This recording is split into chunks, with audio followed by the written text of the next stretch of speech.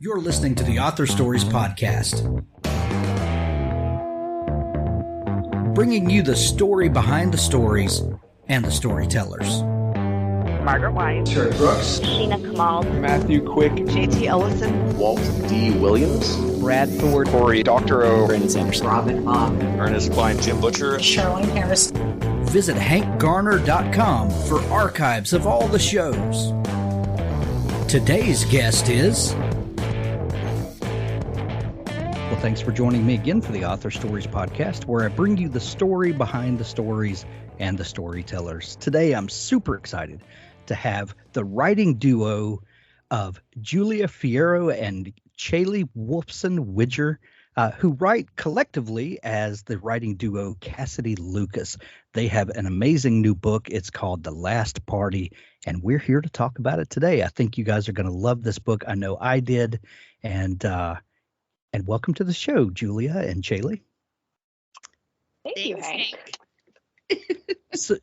So we begin each show with the same question, and we've got so much fun stuff to talk about today, but we cannot get to that yet until we tackle this first question. And we'll start with you, Julia. What is your first memory of wanting to be a writer or storyteller? That is a great question. I do feel that growing up, I wanted to be something more fun and active and filled with instant gratification, like a Broadway star, or something, just as one does. Yes. So it wasn't until I actually went. I didn't even know that you could be a writer, that it's something that you could do for a living, which, and so it wasn't until I went to graduate school that I kind of believed that you could do that. But I had always loved stories. I especially grew up loving mythology. And so I think looking back that I was always searching for stories. And so I think it was really part of me from when I was really young. But it took me a while to sort of believe that I could do it, I guess. It took me a long time. It's so funny that you talk about, not knowing that that's a profession that you could actually do. There's a weird thing that happens when you're a kid, especially when you go to the library or the bookstore and you see these just shelf after shelf of books, and they're all stories that were told by someone. And but it's like one day the realization hits you that there's a person behind this, like someone actually did the work behind this, and then other people helped them edit it, publish it, make a cover for it, bind it. Like there's a whole string of people that are involved in this thing coming to this shelf. And there's it's like a weird realization that happens, like, oh, I could be one of those people that steps into the process somewhere. And that's an empowering thing especially for a young person to realize. Yes, definitely. That was really beautifully said. You too can spend 4 years working on something with an unknown payoff. But exactly. No, you're right. Exactly. It's still amazing. Like Caeli and I will be texting each other, and I'm like, "Wait, are we really publishing our fourth novel? Second novel together?" Right. It's pretty. It's almost impossible to believe, even though we went through every agonizing moment of all 4 of those books. But Hank, your question is one that I have a rare, very specific memory to answer with.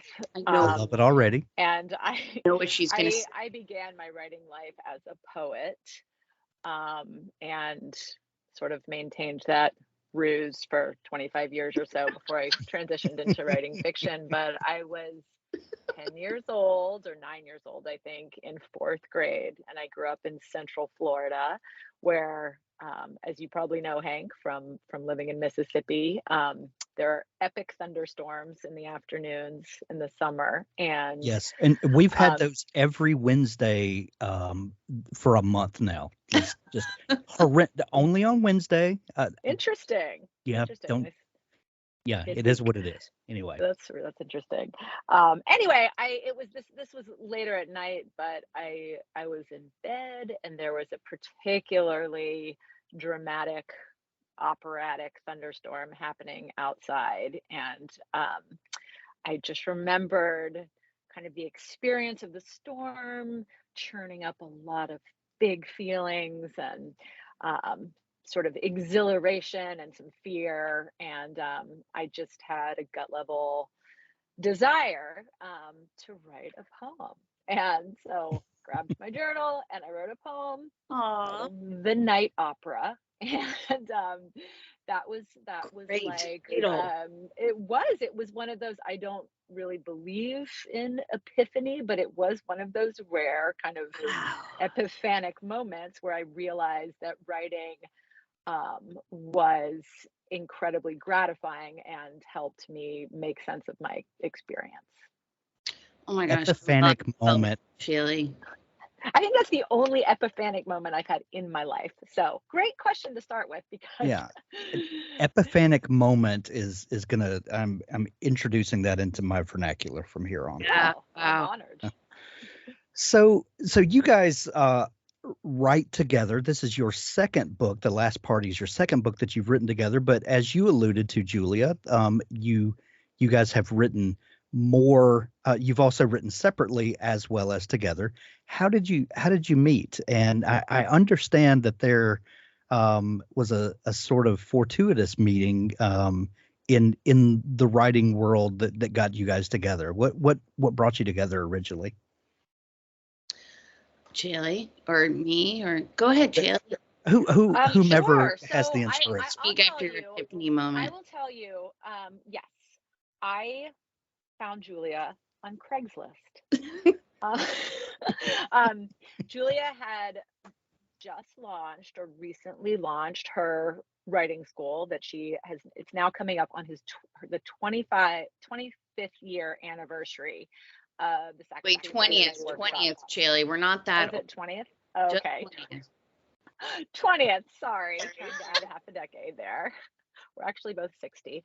No, anyway, so she had recently launched her writing workshop, and I had recently moved to New York from California and was sort of secretly writing short stories, and after having gone to graduate school for poetry, and was looking for a workshop, and I found Julia's listing on Craigslist.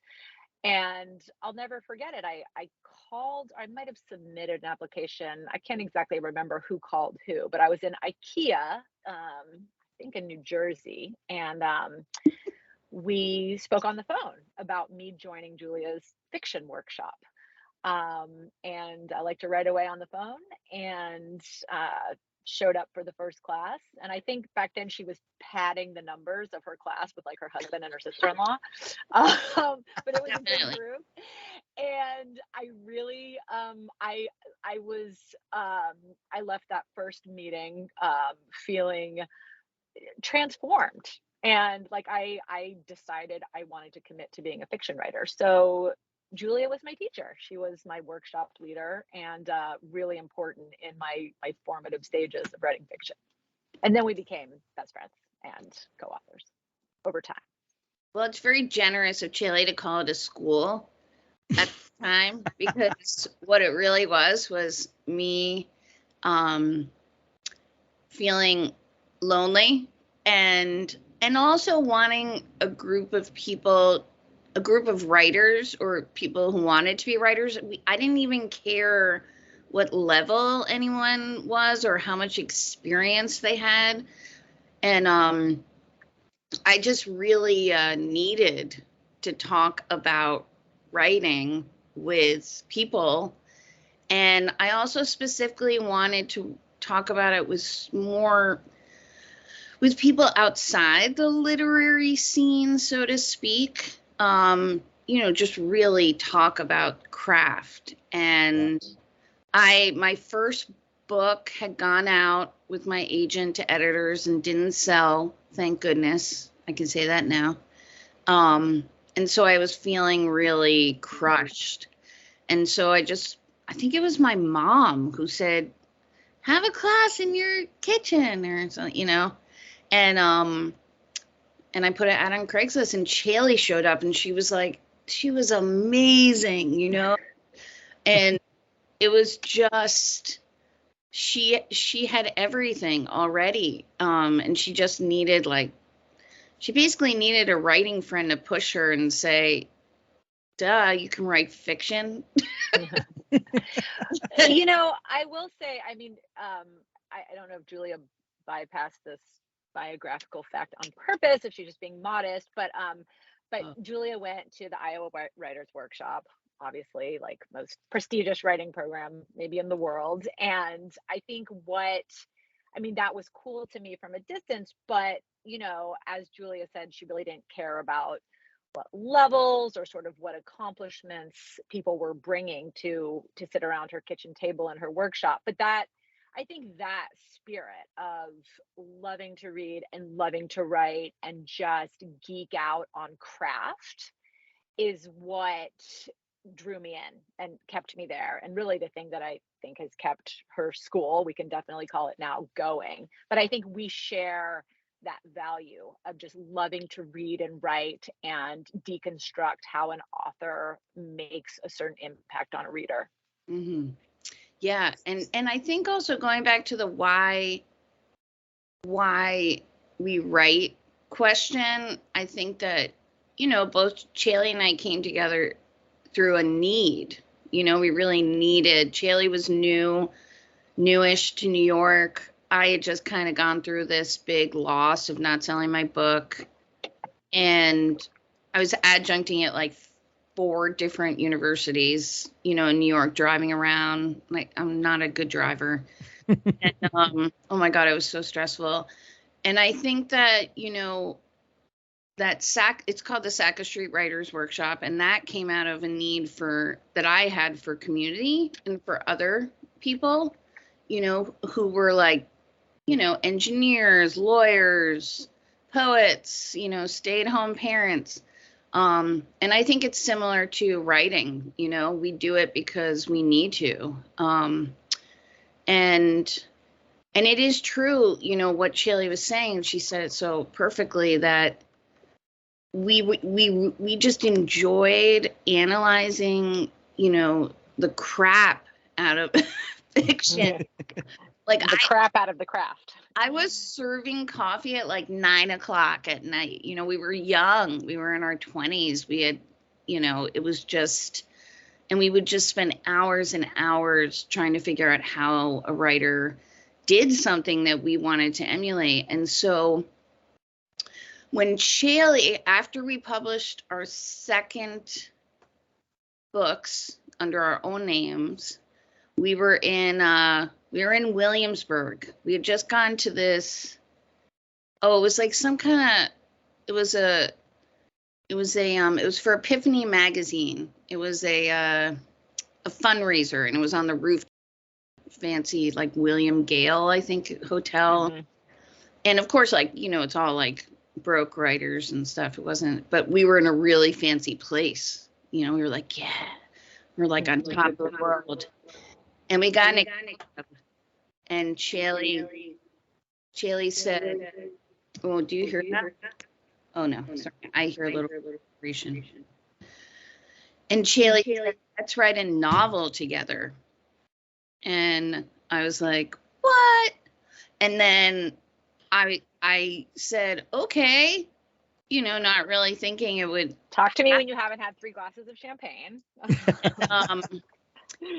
And that was it, and I knew that we shared this writer's brain. I mean, it's really incredible, the connection that we have with our writer's brain. We can, Caeli can write a scene with dialogue and action and gesture, and then I can go in and add the interiority. You know, it's really it's really unique, you know. It's it's hard to imagine like a painter doing that, but that is kind of what, you know, we're doing. Like we each add layer after layer and take turns to make like a complete painting, you know. Sorry, Let me Hank, ask that you was this, probably a much longer answer than. no, that was great. I mean, But I have to ask Part this. of us, Caeli.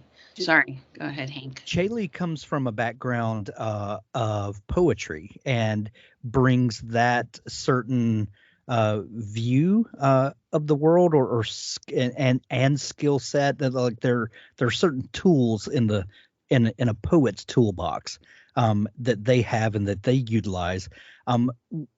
For the writing that you do by yourself, Julia, where do you see yourself fitting in the spectrum of kind of what is your natural genre that you land in, or your natural writing style, aside from what then becomes when you become Cassidy Lucas, where do you fit?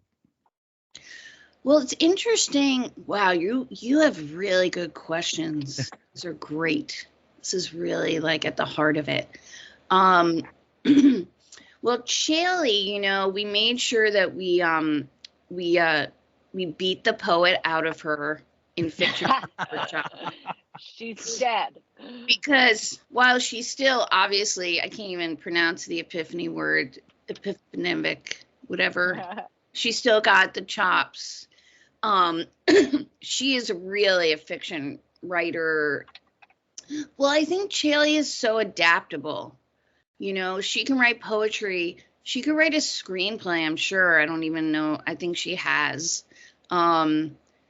She, you know, I am not as adaptable. You know, I feel like with my first two books, I guess they're more what you would call literary fiction or literary commercial fiction, you know, like literary fiction that's not going to hurt your brain. And then for these two books under Cassidy Lucas, you know, we were striving to create a more, what, you know, I guess you would call a commercial experience, like a thriller. And then, yeah, this next one is a mystery thriller, The Last Party. So, but I feel like I just wrote the way that I always write, you know, that for me, the only thing that matters in writing and in life really is story.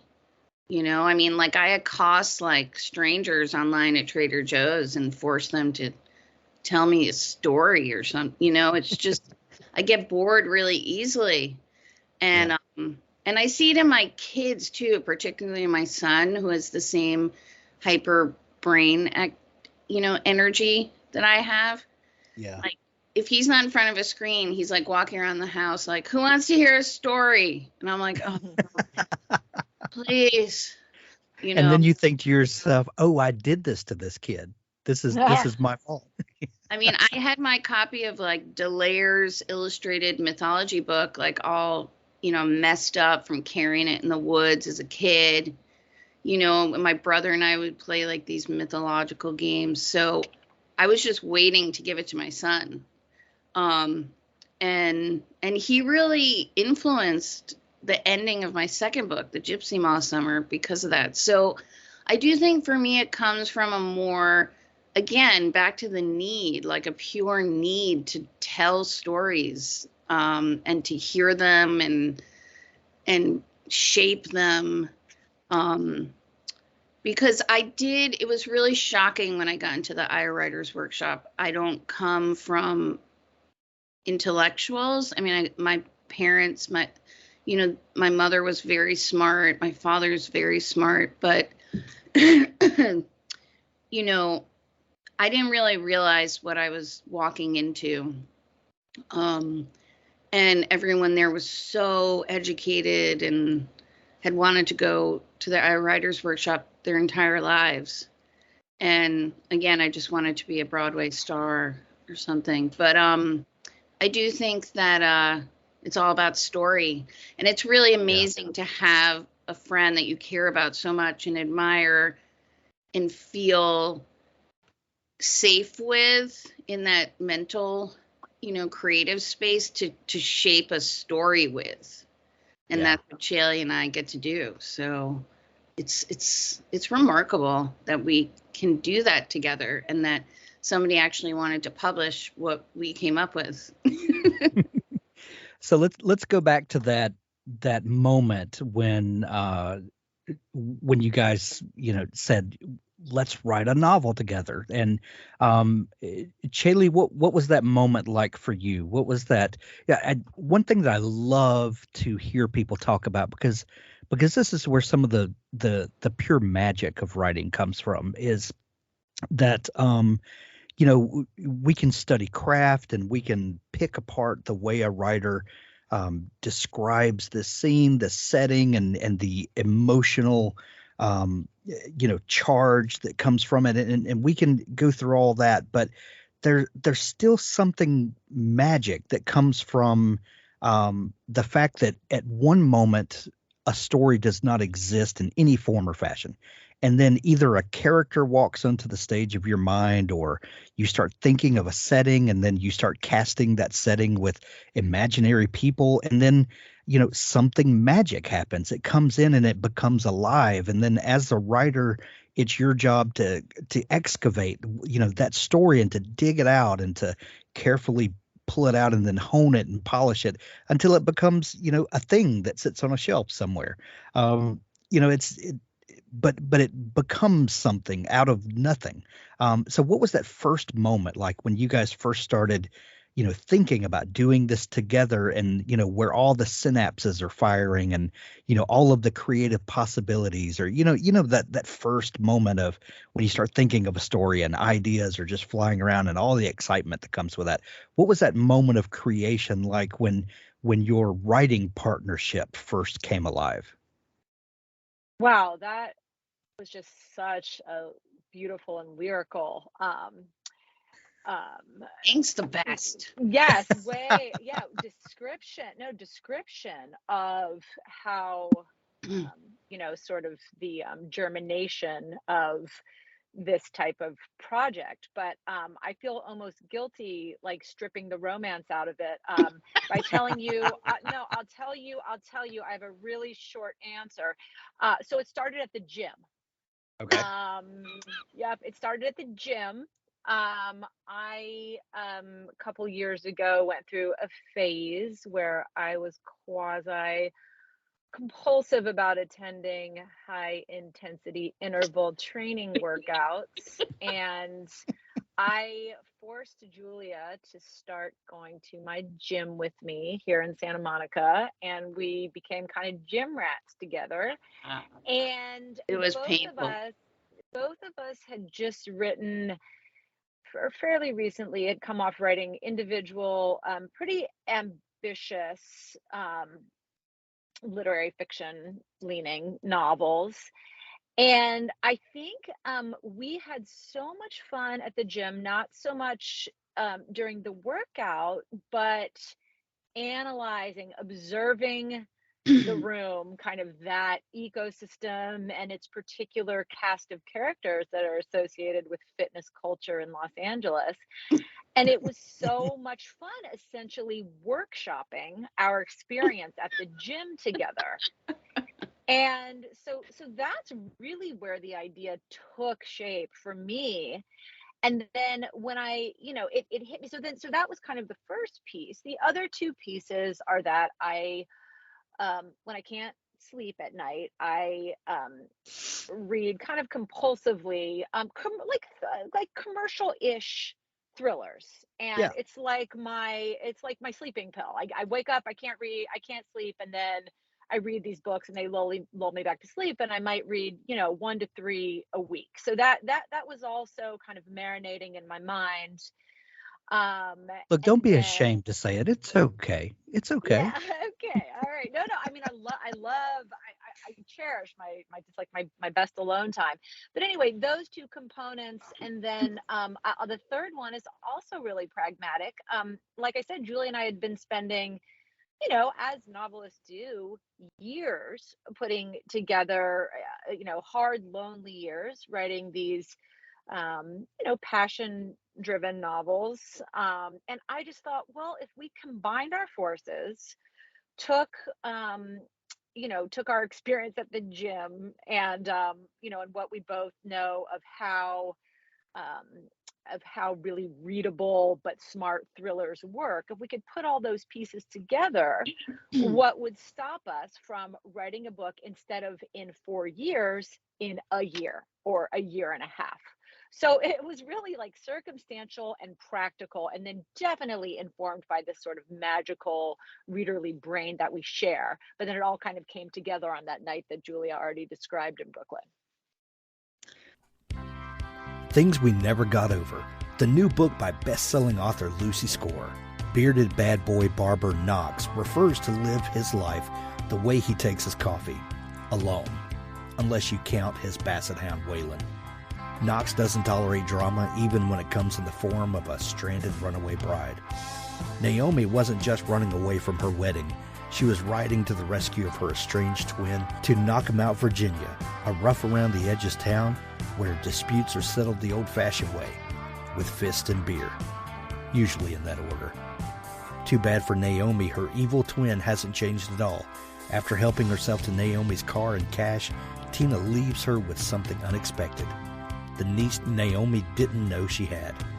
Now she's stuck in town with no car, no job, no plan, and no home, with an 11-year-old going on 30 to take care of. There's a reason Knox doesn't do complications or high-maintenance women, especially not the romantic ones. But since Naomi's life imploded right in front of him, the least he can do is help her out of her jam. And just as soon as she stops getting into new trouble, he can leave her alone and get back to his peaceful, solitary life.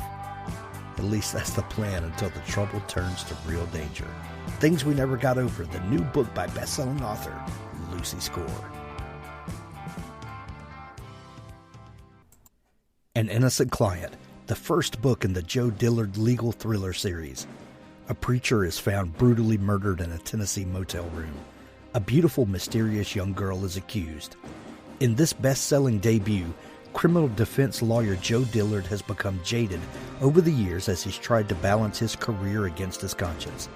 Savvy but cynical, Dillard wants to quit doing criminal defense, but he can't resist the chance to represent someone who might actually be innocent.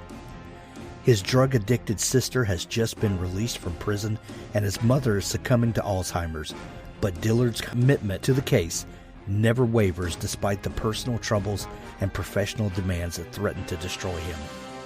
Chosen by BookBub readers as one of the top 100 crime novels of all time, get started on this great series with An Innocent Client, where it all started. Read for free with Kindle Unlimited or buy it in paperback or audiobook. An Innocent Client by Scott Pratt. So that first book, Santa Monica, is a little bit satire, a little bit thriller, and kind of came out of that experience that you guys were sharing. Thank you for closing the loop on that, Hank. Yes, I don't know why I'm assuming that your listeners have all read, our whole canon, but yes, Santa Monica is largely our first novel together as Cassidy Lucas is largely situated at the gym, and while it's heavily fictionalized, it is based in that shared experience that I described of working out together. And I hadn't been in LA long, so I'm even 6 years later living here, I'm still in shock, because, I'm not in good shape. I don't have a sunny attitude. You have to high five a lot at the gym, which I just, germs. I felt that way even before COVID.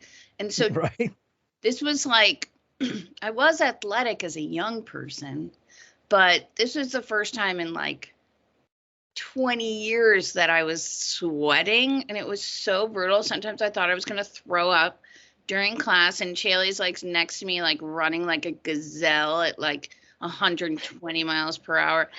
And so it was such amazing material. I mean, yes, it was. It was.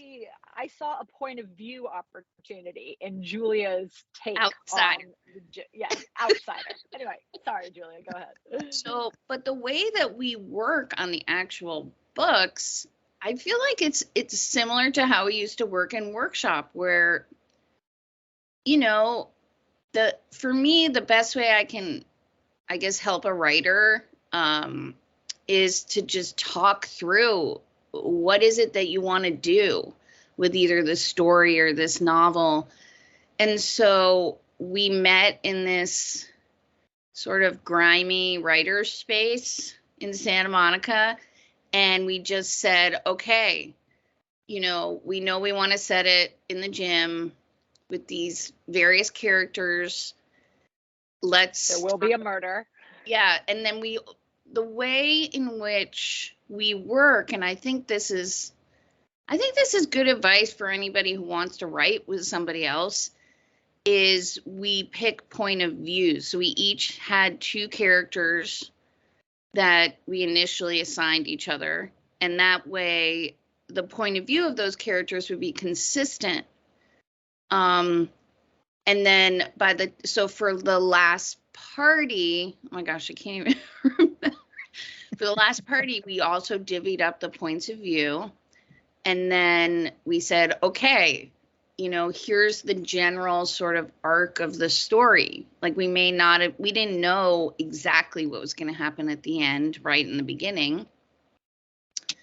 And I do have to say that working on story or plot like that with somebody else, you know, I feel like one of the biggest things that I came out of this partnership with is that I always question my ability to craft a good story, maybe because I want it to be just perfect, you know, epically transporting. And I think I'm actually good at it, you know, which of course makes sense now. But it was really amazing to, I feel like working with somebody else, kind of like couples therapy. Mm-hmm. It shows you it shows you your strengths and weaknesses, you know, like definitely. Obviously I talk too much. I write too much. I'm too wordy. Caeli is there to like cut like 50,000 of my words or something crazy. So, that's, you know, that was something that I was like, hey, if I had Caeli to help me with my first 2 books, which she did, you know, some, so I do think that, it was really fun talking about the characters. I mean, texting each other, because it is normally such a lonely experience. You create these people, this world, you know, this drama.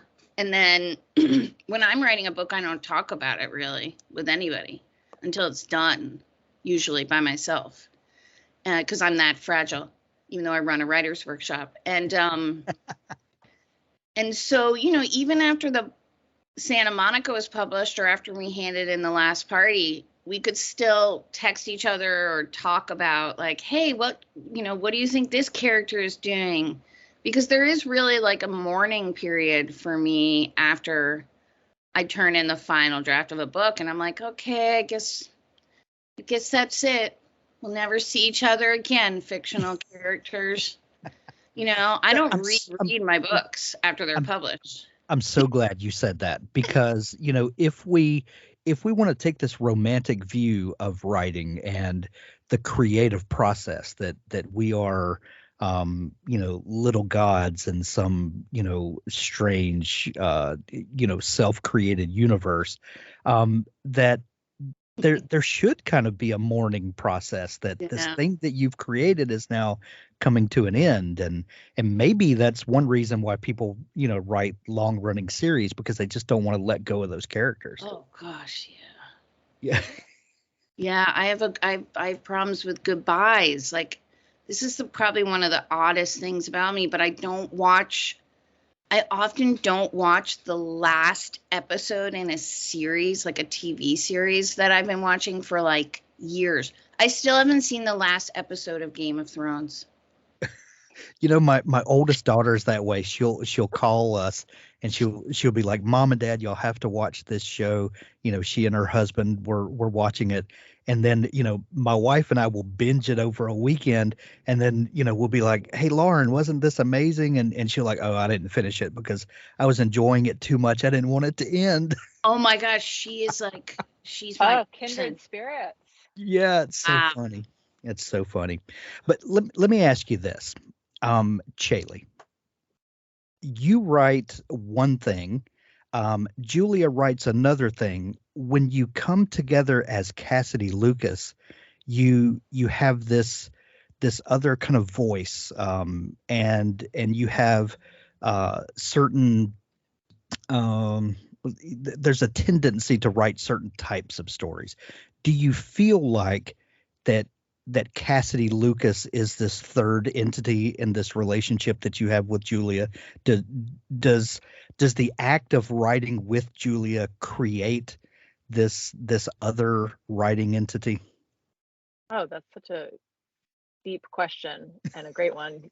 Yes, I think so, for sure. I mean, I think together we've discovered that we have between us sort of a writing superhero. Like Julia alluded, It's true.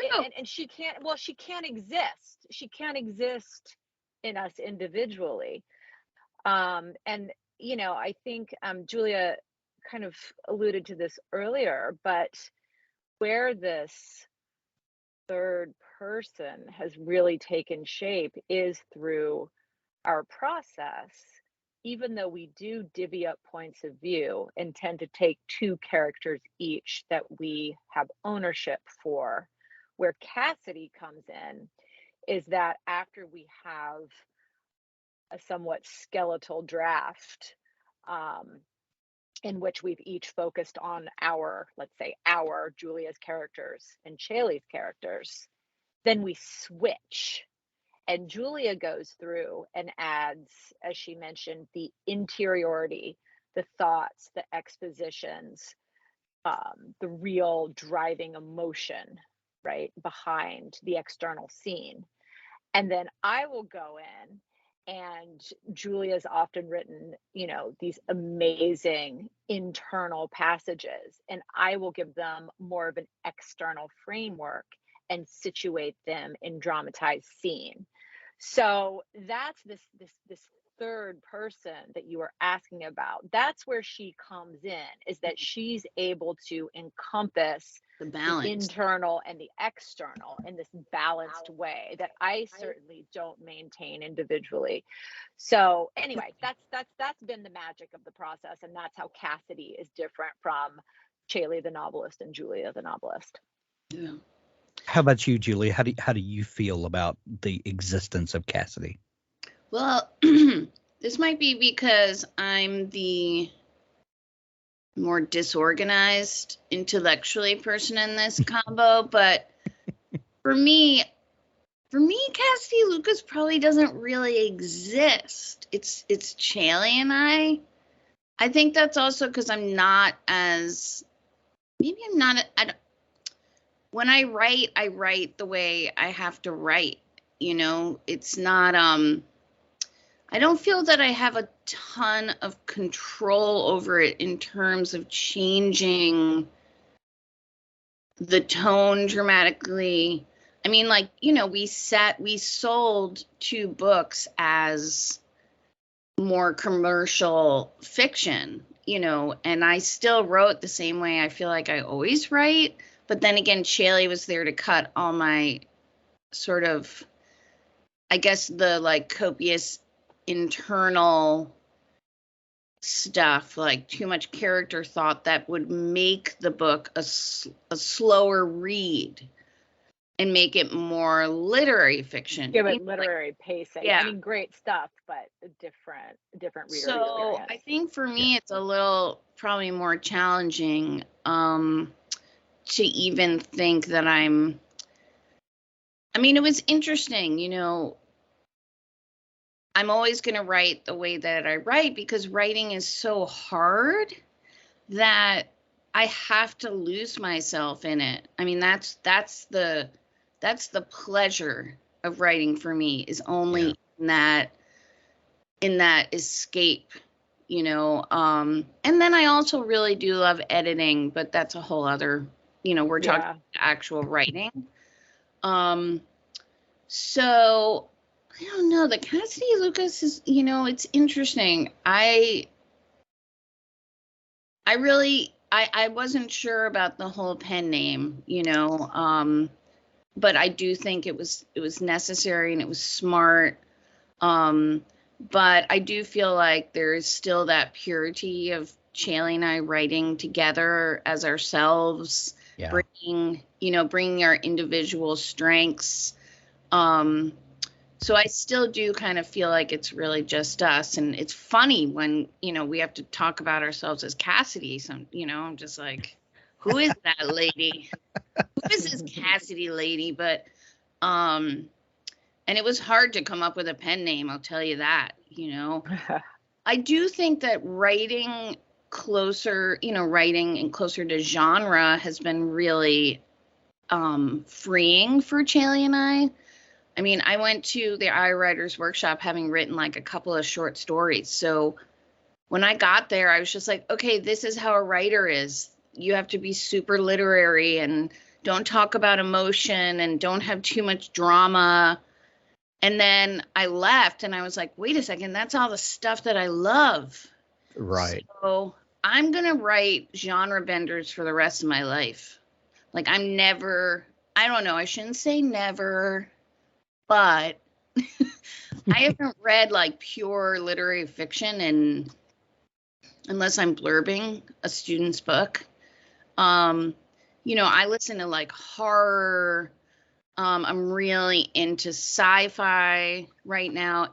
And all of it is well written in that it has a literary style that challenges me, you know, my brain. Yeah. But you know, the next couple of books I want to work on, the one I started it's futuristic, you know, so I guess you know, you would call it, it's like there's a medical sci-fi component. Sure. And I want to write like historical fiction with a little bit of horror, a la Pan's Labyrinth. So I'm like just running into the genre field, I hope. I love it.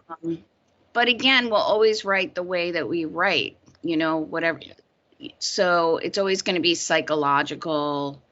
But I do feel like Caeli and I, part of the reason to write together and to try to publish in a different genre was a supportive, you know, decision.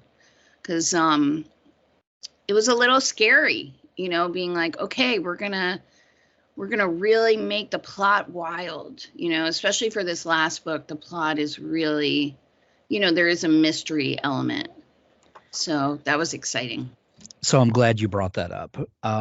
If Santa Monica was a way for the two of you to sort of process your new lot in life, new surroundings, new passions, and to kind of flip the script a little bit and make fun of almost some things you were seeing and people you were observing, and to just kind of have fun with what you were experiencing in your own life is definitely how I kind of interpret what that book might be for you.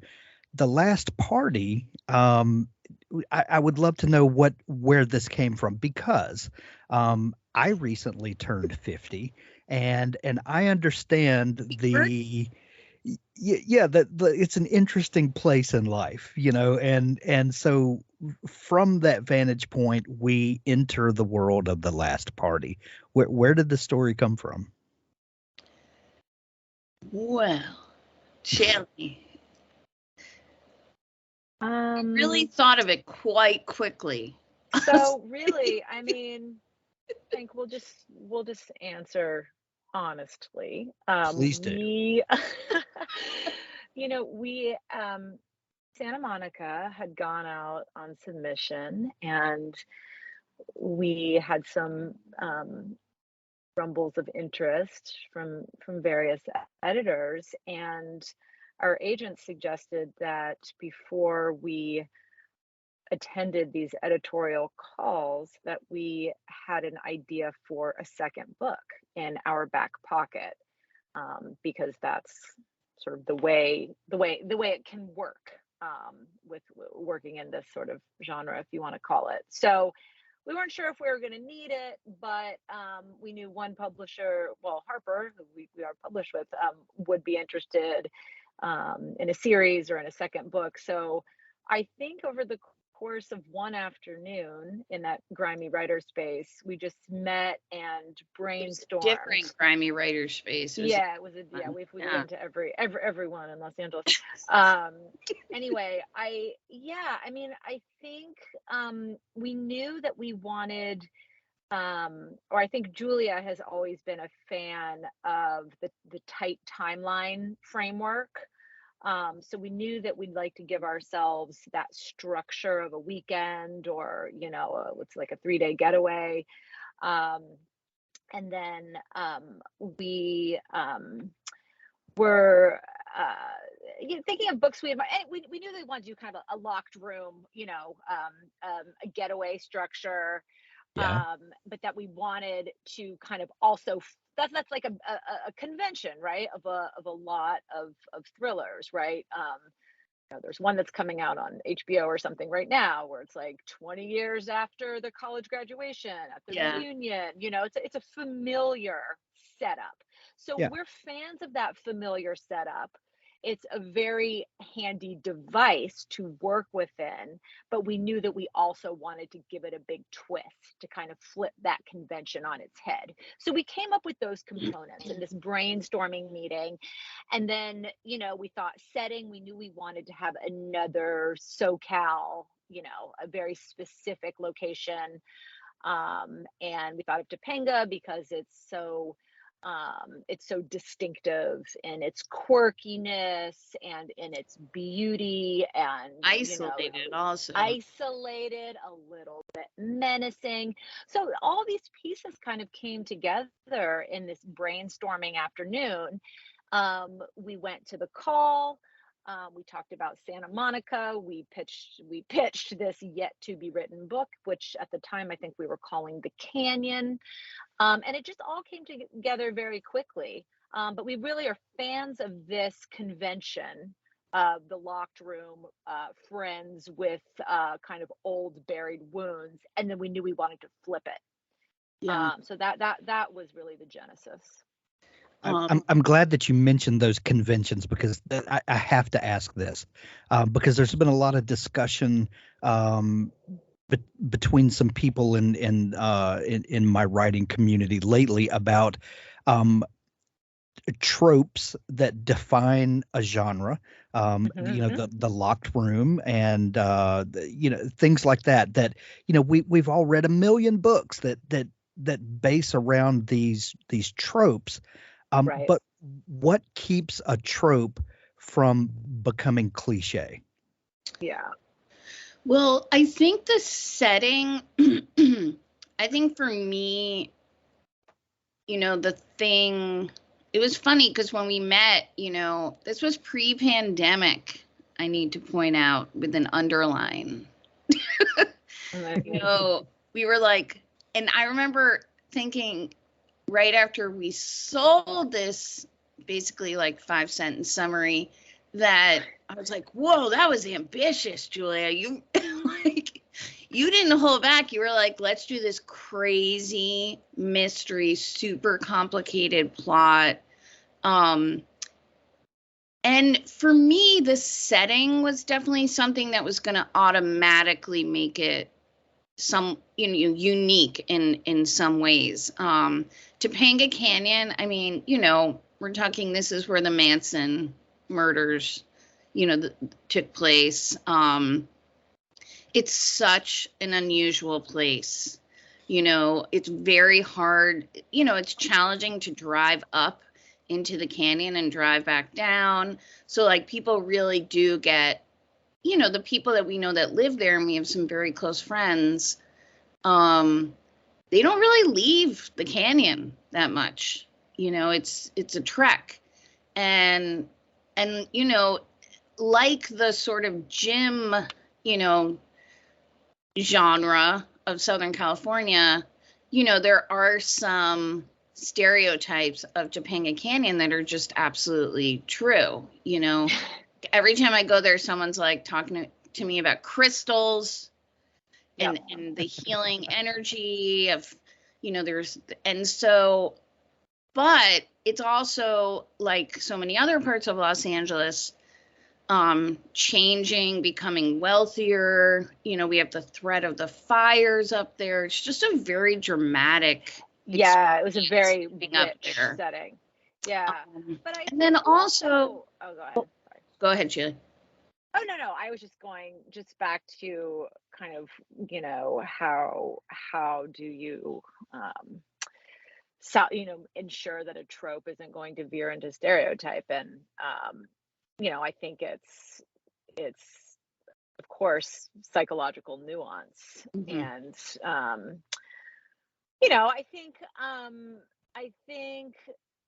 it's very hard to write a purely original story within these conventions of genre, and yet I compulsively read them week after week after week, and again. It sort of doesn't matter if the story is familiar, right? As long as the characters are complex and unique and distinctive, and like it's like, you know, it's like craft 101, but it still applies.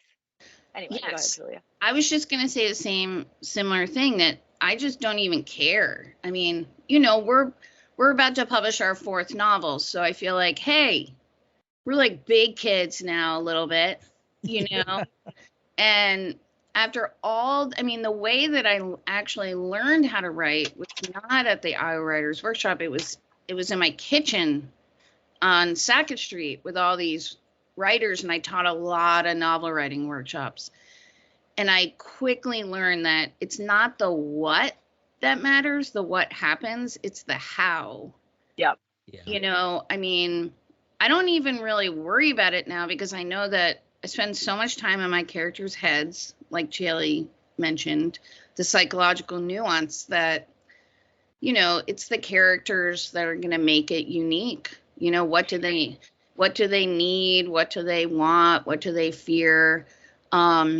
It's funny because my kids in school, I have my son's in high school, my daughter's in middle school.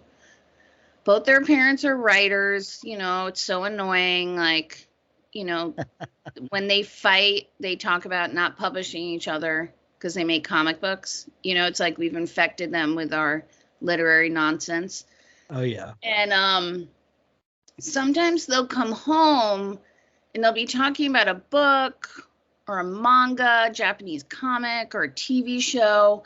And they'd be like, yeah, but I feel like they stole this from blah, blah, blah, and mythology. And like, my son's into Dungeons and Dragons, which is like just the thievery of every great idea ever, you know? And I'm always telling them, you know, exactly this. It's not the what, it's the how, you know, the story unfolds. And it's it can be unique. You know, I think I don't know, I think people worry about that too much, and they just have to know that at a certain point in the crafting of a story that's based on these so-called tropes, you're going to go in and if it's not unique, then you'll have to find a way to make it unique, you know. But I think you also learn from writing those stories. Right. I mean, we faced this late in the game with the last party, Hank, in that we had finally dialed in the storyline, and you know, we had this kind of very timely vaccine related subplot, and we were feeling pretty good about the plot mechanics of the book and most of the characters, but we realized, but the book wasn't done. It wasn't right. And really the problem was, to put it in very technical literary terms, we didn't know what Dawn's deal was. Yeah. The protagonist. We really just hadn't figured out her inner workings and her motives and her needs. And it's really those things, as Julia was saying, that make a reader forget that they're reading something that is that's very familiar just from a pure story perspective. But if the psychology is nuanced, interesting, dark, demented enough, you sort of forget that you're in a world that you may have experienced before, plot-wise. Yes, demented. I like it. I love it. The last party, when you're hearing this episode, is going to be available everywhere, and we'll have links to it in the show notes where you can grab it in Kindle edition or in paperback or the Audible audiobook production. Have you guys heard any of the pre-release? Have you heard any of the audiobook yet? Is what I'm trying to say. No, but I listen almost, purely audio. I only read on audio now, which is a whole other topic, but we did, it's very exciting when your audiobook is being made. Sometimes if you're lucky, you get to kind of weigh in on the narrators. So we do get listen that. To the demos. Yeah. Yeah. Makes me feel like it's exciting. I really love listening to books while I garden, or sometimes I try and do actual email response work while I'm listening to my true crime podcasts, and it hurts my brain, but keeps me busy. Yeah. Well, you can grab it in audiobook or Kindle or paperback, or go visit your local bookstore, and let's help keep local bookstores alive as well. The Last Party is a book that I promise will keep you on your toes the whole time, and it's a familiar story that takes you in unfamiliar places. You're going to love it the same way I did. I know it. Julia and Caeli, thank you guys so much for joining me today. I feel like we could have just talked all afternoon long. So enjoyable. Thank you so much, Hank. Yeah, absolutely. If people are just discovering you and want to dig into all the great stuff that you guys do, where can they find you online? JuliaFierro.com and all social Widger.com. media. Yeah, and we also have a Cassidy Lucas website. Yes, that will take you to all of our individual places as well. We have many social media, and I am in charge of all of them, and it's hard to update all of them. I'm like, wait, Cassidy Lucas homepage, Facebook page, but They're easily accessible online thanks to Julia's social media efforts. Just Google us, baby. Yeah. We will link up all those places in the show notes to make it easy for folks to find you. Julia and Caeli, thank you guys so much for joining me today. Thanks, Hank. Thank you so much, Hank. It was such a pleasure. Now stay tuned for an audiobook excerpt from Richard Gleaves, the Jason Crane series. Welcome to historic Sleepy Hollow, settled in 1640. Jason had looped around the town and had come up Broadway from the south. Behind the retaining wall next to the sign, a yard worker turned on his leaf blower, sending a tidal wave of yellow and red up and over the stones to splash off the windshield of the RV. They passed antique shops, a Shell station, and a Food King grocery. "This is the same Broadway, said Eliza. "It goes all the way down to Times Square. Used to be an Indian trail, Manhattan to Fort Orange, for the fur trapping business." She kissed the dog. "Oh, don't worry, baby. Nobody's going to skin you. And you know what the town's most famous for?" "Well, duh," Jason said. Every kid named Crane, especially one as tall and skinny as Jason, had heard a lifetime of Ichabod jokes. He hoped never to hear another. "Did you know it was a real place?" "Of course," he said, though he hadn't. "Don't be so smart," said Eliza. Turn here." The streets sloped towards the Hudson, the hillside trying to shake the village off its back. Jason slipped in behind a UPS truck and drove upwards. They turned onto Gory Brook Road. He stuck his head out the window, trying to pass. The UPS truck turned aside to the right. And he saw the house. "Here, here," said Eliza. She pointed at the driveway of 417 Gory Brook. Jason brought the RV to a smoke-belching halt. The house stood on a knoll, above a steep yard that angled downwards toward the Hudson. An ancient sycamore on the front lawn leaned precariously. The roof was an irregular A-frame, with a long slope on the left and a short one on the right, like a rotated checkmark. The upper floors were trimmed with bands of chocolate-brown wood in a rectangular pattern. They made the house look as if it were trapped behind the bars of a jail cell. A tiny triangular portico extended over the front door, which was rough-hewn, rounded on top, held together by two vertical metal bands, and dotted with nail heads. A Gothic novel in Braille. The gray-blue curtains at the ground floor bay window gave the place a veiled eye aspect, like his grandmother's cataracts. The house seemed to be inspecting Jason with that eye. "What are you doing here, boy?" "I'm watching you." Eliza put a hand on his shoulder. He jumped. "This is it," she said. She slapped the dashboard. "This is what?" "Our new home." "But—" Jason turned to her, baffled. Her face sparkled with delight. "Surprise!